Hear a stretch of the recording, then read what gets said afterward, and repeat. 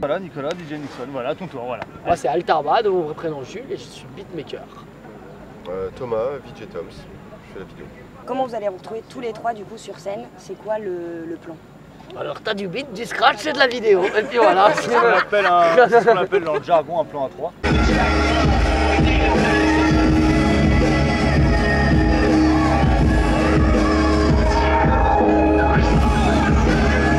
Nous avec Nico on s'est rencontrés il y a environ 5 ans, avec Vichon on s'est rencontrés il y a environ... Un an. Un an. Depuis un an en tournée, en fait on est ensemble tous les trois, tous les week-ends. C'est le premier projet, on est ensemble. D'accord. On est réunis, c'est le premier projet. La première tournée. Sur un projet live, en tout cas on s'est réunis à tout. C'est quoi un peu le VJing du coup?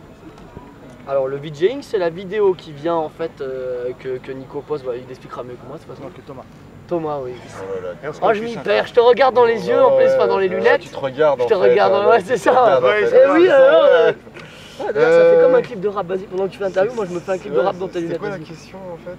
C'était quoi, le VJing, comment ça se passe en fait? Comment ça se passe? Bah en fait on s'est rencontrés, mais arrête de bouger. C'est pénible. Ouais, du coup il y avait une volonté en fait de Jules de faire de la vidéo sur scène. Ils en avaient déjà fait un petit peu avant sur la fin de leur ancienne tournée, mais je pense que ça ressemblait pas vraiment à ça. J'ai pas vu l'ancien show en fait, mais je crois qu'il y avait juste un écran fond de scène. Et là, du coup, moi, j'en m'éparpille. C'est-à-dire que voilà, j'ai fait une sorte de petite vidéo englobante. Donc, ils sont à l'intérieur de l'image, il y en a d'autres avec des envois de médias différents. Enfin, c'est assez large, assez profond. Et du coup, comment enfin, la collaboration entre vidéo, son, enfin, comment ça se passe? Toi, t'écoutes et tu crées en même temps ou c'est l'inverse? Enfin, notre univers, en fait, il se rejoignait pas mal. Voilà, enfin moi de ma banque vidéo que j'ai sous le coude. Et puis Jules m'avait m'a donné des directions. Quand je fais des sons, tu vois, par exemple, j'ai des associations d'idées dans la page. Donc là, par exemple, là ça va être un clavecin, Marquitza, LSD, orgie dans un donjon, tu vois. Donc avec ça, voilà, tu peux... Voilà, faut que je compose. Mais grosso modo, enfin, je sais pas, il m'a laissé quand même libre de faire un peu ce que je voulais. D'adapter, enfin de créer des morceaux, de recréer des histoires. Et donc le parti pris c'était de pas du tout reprendre aucun clip qui existait et de faire vraiment quelque chose, parce que voilà, même louper et sampler en vidéo les clips, ça aurait pas eu un... Enfin pour moi le sens était différent. Un clip c'est une histoire aussi et l'idée c'était pas de refaire la même chose en mode je suis feignant, tiens hop ça y est un morceau qui est fait en 3 minutes et puis non c'était pas vraiment ça l'idée. Tu parlais tout à l'heure en disant dans la musique et dans ce que tu fais là de vraiment raconter des histoires, et là c'est quoi l'histoire que vous voulez raconter tous les trois? L'histoire de trois copains. Trois copains font de la musique. Bah tu verras, ça part dans tous les sens le set en fait, ça part de trucs hyper sombres, voire pas du tout dansants, puis après on passe vers des ambiances un peu plus cartoonesques, dansantes, t'as des trucs tristes. Le set c'est des montagnes russes. Qu'est-ce qui pourrait jamais se retrouver dans un de vos sets? Rien je pense. Rien? À partir du moment où c'est bon. Au secours. Vous avez pas vu la reprise qu'ils ont fait de Le Pen où ils l'ont auto-tuné là pour le faire chanter Jeanne? Ça pourrait jamais se retrouver dans un set. Ah oui, Jeanne au secours, on se retrouve. Ouais, non, ils l'ont auto-tuné, tu vois, comme les gars dans les... Tu sais, ils prennent les infos américaines. Et ils les rejouent, tu vois, et ça ils ont fait ça, et ils l'ont pas loupé là, le Faco. Et ça on pourrait le retrouver dans un de vos trucs? Non justement, ça tu pourras pas. C'est pas de la musique ça aussi. Bon, quoique ça... Oh c'est de la voix, mais salut. Il n'y a aucun style musical qu'on pourrait pas retrouver, je pense que la musique, la bonne musique elle est partout, je pense, dans tous les styles. Genre des trucs super pop. Tu pourras jamais retrouver du rack dans notre set. C'est ce qu'on appelle le rock against communisme, c'est la oi fasciste, ça tu ne pourras jamais retrouver dans notre. Voilà.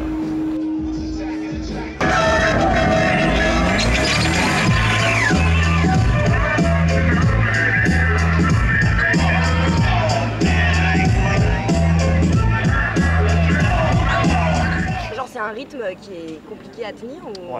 Quand on s'appelle Prodigy, je je crois.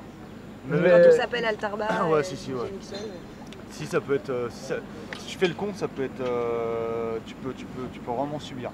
Et les insolations, les interviews difficiles à faire. Non, parce que c'est un côté on souffre, c'est de la souffrance. C'est un côté très festif quand même de faire le. J'aime bien le doux euphémisme, c'est un côté très festif. Non, c'est vrai. En gros, on se démonte la gueule en tournée. Quand tu commences, tu te mets très vite en danger, c'est-à-dire que tu tu vois ça comme de la soirée, comme de l'amusement. Tu te bourres la gueule, et plus si affinité bien sûr.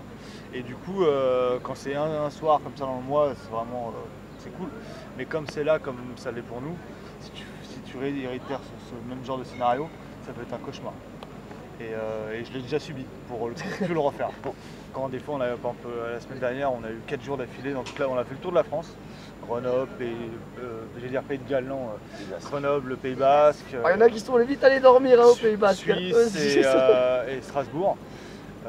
Tu sais que le premier soir, t'as pas à te mettre une casquette, parce que sinon tu vas subir les 3 autres soirs. Et ben justement, on est tombé sur un bar où en fait on avait droit à ce qu'on voulait commander au bar. Et on a pris une belle dédicace aux casquette. fans de Black Pussycat d'ailleurs, parce qu'on les aime. Et à cause d'eux, on était mal après toute la tournée. Hein. Même je voulais m'enfuir à la fin, ils me disaient mais non, Non, vraiment pour simplifier, il ne faut pas non plus trop abuser, parce que sinon ça peut être vite. Ça peut être plus un plaisir. Quoi. Ça peut être vraiment subir le truc. Ça se voit que je suis papa maintenant. Ouais. Je m'entraîne un peu pour il les prochains. Il rentre plus souvent à l'hôtel tôt. Maintenant je rentre tôt à l'hôtel. Et moi j'ouvre la porte à 7h du matin comme ça. Et le matin, je le vois arriver avec 8 grammes dans le sang. Et j'aime bien, si je prends ce côté papa aussi, je le borde et tout, avec quelques heures qui restent à dormir dans le truc.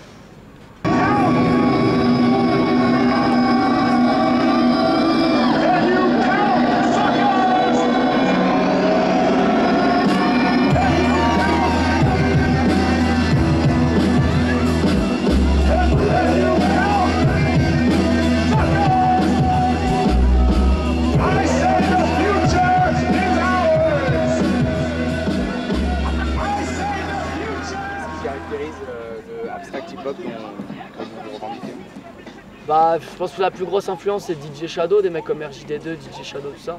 C'est des mecs qui ont commencé à enlever les voix en fait des instruments hip-hop et à les faire un peu plus évoluer, à partir dans des trucs un peu plus fous, enfin je sais pas. En fait, pour moi ça garderait une base hip-hop, tu vois, avec des breakbeats, tu vois, des samples, des trucs comme ça, pour partir vers des délires un peu plus oniriques, pour se permettre des trucs un peu plus fous, quoi. Ce serait ce que le dub est au reggae par exemple. Donc tu vires les paroles, donc tu as plus de place pour faire plein de bruits bizarres et des morceaux évolutifs. Altarba dans 10 ans, 20 ans, je l'assumerai toujours avoir ce nom. Bah tu sais que même là ça me fait un peu chier d'avoir ce blaze, mais bon. Mais change, je fais comme plein d'artistes. Non, je change pas, je garde. Genre RZA a changé de nom, je ne changerai pas. de nom. Mais c'est vrai que bon, je l'ai pris jeune ce nom-là. Tu sens la jeunesse dans le nom. J'étais dans un, comment on appelle ça, la merde, j'ai du mal. Escalator. Un escalator, tu connais l'histoire. On est comme un vieux couple, Les interviews, des fois, les questions, je pourrais répondre à sa place, avec les mêmes mots. J'étais dans un escalator en rentrant du lycée, je me suis dit, c'était en première, je vais dire primaire. Et je me suis dit, tiens, Albatar, ce serait bien comme blaze.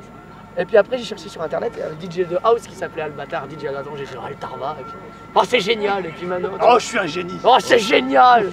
J'étais sous LSD, prends un blast pareil. Et du coup, kids don't do drugs, sinon vous allez vous retrouver avec des blasts de merde. J'ai vu que tu rappais au primaire. Ouais. On va ressortir les vidéos un jour. On rappe sur quoi au primaire? On parle de... Alors tu verrais, on tapait sur des tables, on avait un synthétiseur qui faisait des bruits genre tiou. Et on avait surtout des phases B, genre 11 minutes 30 contre les lois racistes. Alors celle-là on le rappelle. Il y avait des textes contre les chasseurs, je me souviens, c'était très engagé déjà, tu vois. Et il y a une vidéo d'un concert d'1 heure qui existe. Et je vais la sortir un jour. T'avais quel âge? Ouais, 8-9 ans. Ouais, je pense que c'est entre 8 et 10 ans on va dire. Et ensuite la transition entre le rap, puis le punk, puis le retour vers le hip-hop, ça se fait comment? C'est quand j'ai coupé mes dreadlocks. J'avais des dreadlocks, je voulais ressembler au mec de NoFX et il fait ah non maintenant j'aime le rap. Non, c'est en fait c'est comment dire, c'est un pote qui m'a fait écouter des trucs genre Necro, le Wu-Tang, des trucs que je connaissais absolument pas quand j'étais à fond dans le punk rock. Et j'ai trouvé que c'était bien crade et tout, comme ça groovait comme le hardcore de New York aussi, des trucs comme ça. Et donc ouais, ça m'a permis de retourner vers le hip-hop et ça m'a donné envie de faire des instruments aussi parce que je retrouvais vraiment le côté sale du coup, tu vois, dans le Wu-Tang ou le Necro, puis les thématiques un peu dégueulasses, un peu provoque, le son bien sale, ouais. Et donc ça m'a donné envie de... Disons que j'avais été lassé par le rap français que j'écoutais parce que j'écoutais que du rap français avant et qui était très tout le temps piano, violon, mais même si j'aime beaucoup ce style aussi. Et là avec Necro et le Wu-Tang, il y avait des samples bizarres, des trucs qui crépitent, des mecs qui gueulent sur le beat. Donc ça m'a redonné envie de retourner vers le rap. Quel est ton devoir?